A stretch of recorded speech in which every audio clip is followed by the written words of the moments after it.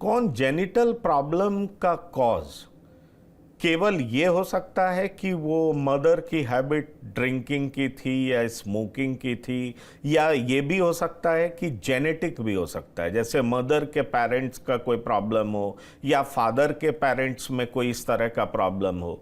जैसे मान लीजिए कि फादर को हार्ट का प्रॉब्लम हो या फादर जो बच्चा है उसके ग्रैंडफादर को हार्ट का प्रॉब्लम हो, तो क्या ऐसे बच्चे में जो बच्चा जन्म लेगा उसमें क्या इस तरह की दिक्कतें हो सकती हैं? क्या ये जेनेटिकली पास ऑन होता है क्या?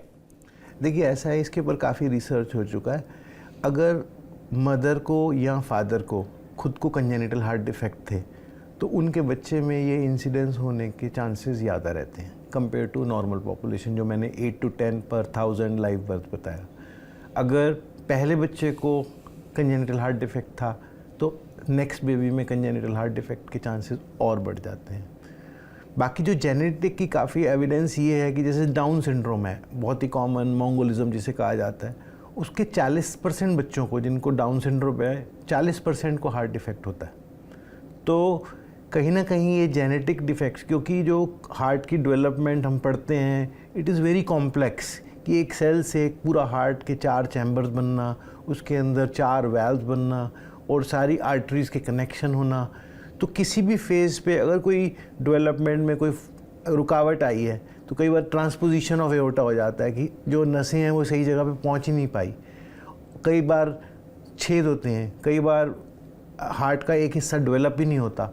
एक्चुअली जो कॉमन लोग समझते हैं कि कंजेनिटल हार्ट डिफेक्ट का मतलब हार्ट में होल, ऐसा नहीं है। There are 100 different type of congenital heart defects, जिसमें different combination, different severity, different timing of treatment, different outcomes. तो एक बहुत कॉम्प्लेक्स सब्जेक्ट है। It is not as simple कि एक सुराख है उसको बंद करना है, it is not as simple. इसीलिए ये एक अलग स्पेशलाइज्ड ब्रांच बन गई है। ये स्पेशलाइज्ड ब्रांच है और निश्चित तौर पर आपने इसकी ट्रेनिंग बॉस्टन में भी ली है, आप यूके में भी रहे हैं, अमेरिका में भी रहे हैं, और आपको बहुत ज़्यादा स्पेशलाइजेशन है अगर मैं कहूँ तो।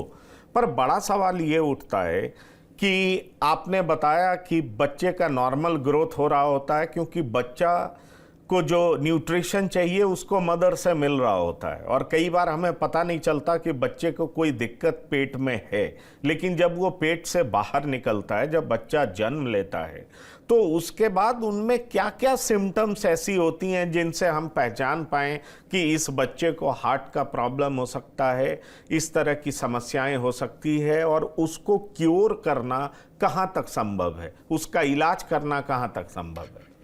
यूजुअली जब बच्चा डिलीवर होता है तो जो कॉमनेस्ट रीज़न है जिसके कारण पेशेंट्स हमारे पास रेफ़र होते हैं कि अगर जो नियोनेटोलॉजिस्ट जो नए न्यूबॉर्न बेबी को देखते हैं, अगर वो कई बार बच्चा ठीक ठाक है बट वो हार्ट साउंड थोड़ा अबनॉर्मल है।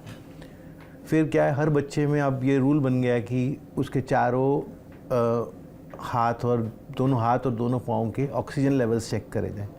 एक screening test, newborn screening test कहा जाता है, जिससे कि अगर ऑक्सीजन लेवल नॉर्मल से कम है, नॉर्मली हमारा ऑक्सीजन लेवल 95 to 99% होता है, तो अगर सैचुरेशन इससे कम है तो हमारे को फर्दर इवैल्यूएट करना चाहिए। ये वो बच्चे हैं जिनमें सिम्टम्स नहीं है बट हमने कुछ कोशिश करी उनको जानने की कि इनको प्रॉब्लम तो नहीं है। इसके अलावा जिन पेशेंट्स में प्रॉब्लम काफ़ी ज़्यादा होती है उनमें बच्चों में नीलापन हो जाता है, वो ऑक्सीजन लेवल अपना मेंटेन नहीं कर पाते, कोलैप्स कर जाते हैं बर्थ के बाद।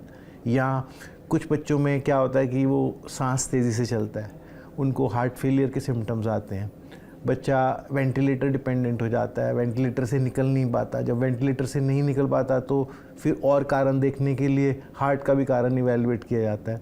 तो जब हम इको करते हैं तो हमें पता लगता है कि तो हार्ट की वजह से ही ये बच्चा वेंटिलेटर डिपेंडेंट था। क्योंकि जब छोटा बच्चा होता है, प्री मैच्योर बच्चा हो खासकर, तो ये सोचा जाता है मे बी इसके लंग्स डेवलप नहीं हुए, उसके कारण प्रॉब्लम हो रही है, या हो सकता है कि हार्ट डिफेक्ट हो या कोई और कारण। तो जब वो रूल आउट हो जाते हैं कि भाई ये बाकी कारणों में फिट नहीं हो रहा, तो फिर हमारे को इको, आजकल तो बड़े अस्पतालों में इको बड़ा इजीली अवेलेबल है, तो बहुत जल्दी डायग्नोसिस हो जाता है। इसलिए जैसे आपने पहले कहा था कि ये बहुत कॉमन हो गई है डिजीज़, ऐसा नहीं है कि ये कॉमन हो गई है, इंसिडेंस हमेशा से ही सेम था। अब हमारे पास सुविधाएं हैं कि हम इनको जल्दी पकड़ लेते हैं, काउंसलिंग हो जाती है और आगे इसका इलाज भी पिछले 30-40 साल में काफ़ी डेवलपमेंट्स हुई हैं, क्योंकि हमने तो खुद इसको डेवलपमेंट्स को होते हुए देखा है। जहाँ एक समय था कि बच्चे के वेट का एक क्राइटेरिया होता था कि बच्चे का वेट कम से कम 8 किलो हो तभी हम सर्जरी का अच्छा आउटकम दे सकते हैं। अब तो हम न्यू बॉर्न बेबीज़ डे 1 पे भी ऑपरेट करते हैं। We don't look at the weight, although risk is little higher than कि जो बच्चा ठीक वेट का है, बट अगर हमें लगता है कि प्रॉब्लम इतनी बड़ी है कि बच्चा उस वेट को अचीव ही नहीं कर पाएगा, तो we go head and do the surgeries for this. मेरा कॉमन कहने का मतलब ये था कि अक्सर हम सुनते हैं कि बच्चा पैदा हुआ उसके हार्ट में सुराख था, होल था। अक्सर हम सुनते हैं कि बच्चा पैदा हुआ वो सांस नहीं ले पा रहा था। हम सुनते हैं बच्चा पैदा हुआ पर पैदा होते ही वो रोया नहीं। ये तमाम तरह की बातें हम सुनते हैं और उसके बाद नॉर्मल बोलचाल में ये कहा जाता है कि ऐसा इसलिए हुआ क्योंकि उसका प्रॉपर हार्ट डेवलप नहीं कर पाया या हार्ट में होल था, तमाम तरह की समस्याएं थी। फिर पेरेंट्स ये कहते हैं कि हम रेगुलर डॉक्टर के पास चेकअप करने के लिए गए, हम गायनोकोलॉजिस्ट के पास गए, हम पीडियाट्रिशियन के पास भी जाते रहे।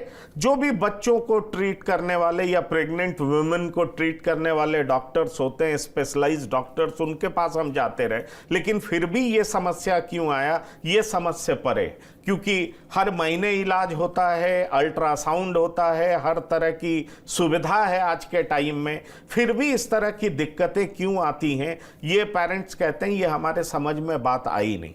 तो मैं ये सवाल आपसे इसलिए करना चाहता हूं कि जो लोग कंसीव करते हैं, जो माताएं कंसीव करती हैं, क्या उस समय में उनको कौन कौन सी दवाइयों से दूर रहना चाहिए, किन किन चीज़ों से दूर रहना चाहिए? एक तो आपने बहुत साफ बता दिया कि अगर जेनेटिकली प्रॉब्लम है तो उसके चांसेस बहुत ज़्यादा है, तो उसके चांसेस बहुत ज़्यादा हैं तो ठीक है, वो तो जीन्स में ही आ गया है तो वो प्रॉब्लम है।